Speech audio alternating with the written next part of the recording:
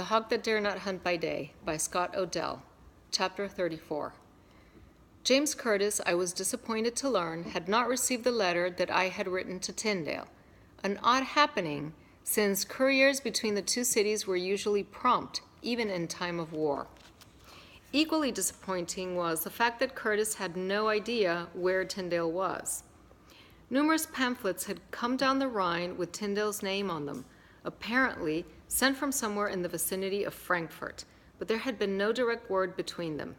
Indeed, no word had come from Tyndale to anyone at the English adventurers. I had always had trouble understanding the language spoken by Tyndale's friends on Fishtail Row, so I went to the abandoned sail lot where the English dissenters lived. It was a cold day, and 20 of them, men and women and children, were huddled around a fire they had built up from dried kelp.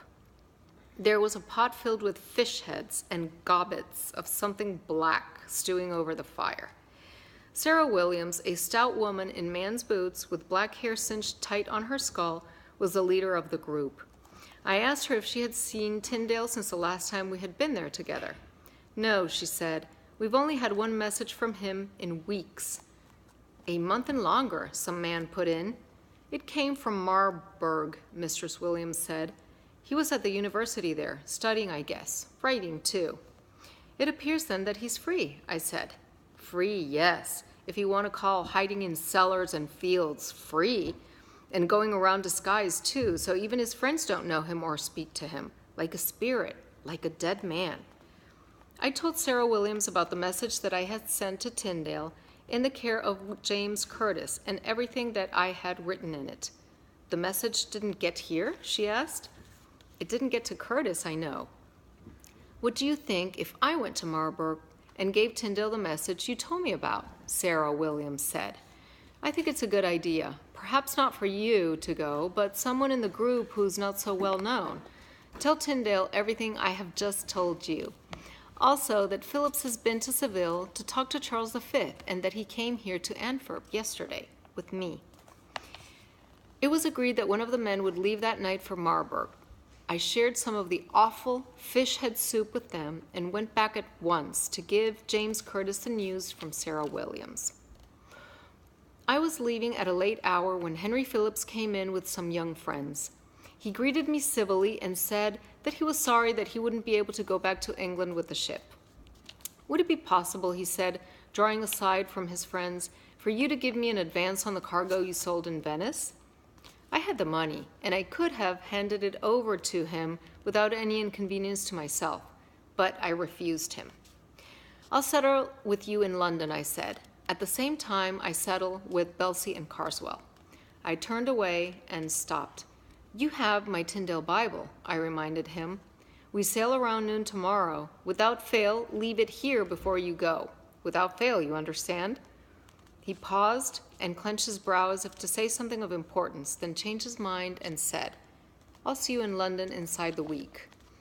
I didn't expect him to see him in London.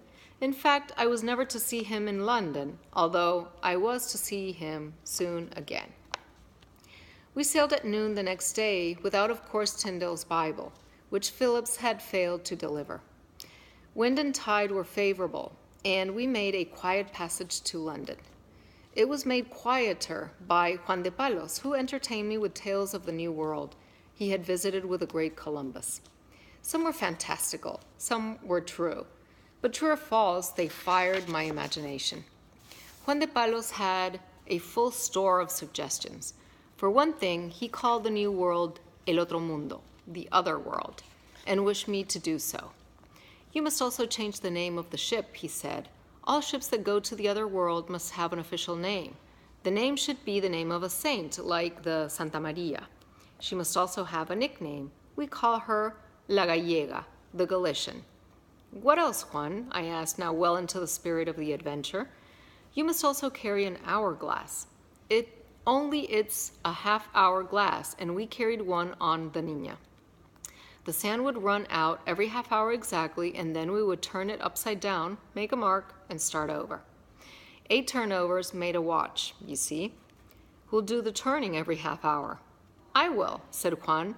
I am a great turner, and we never lacked for good time when I did the turning. What else?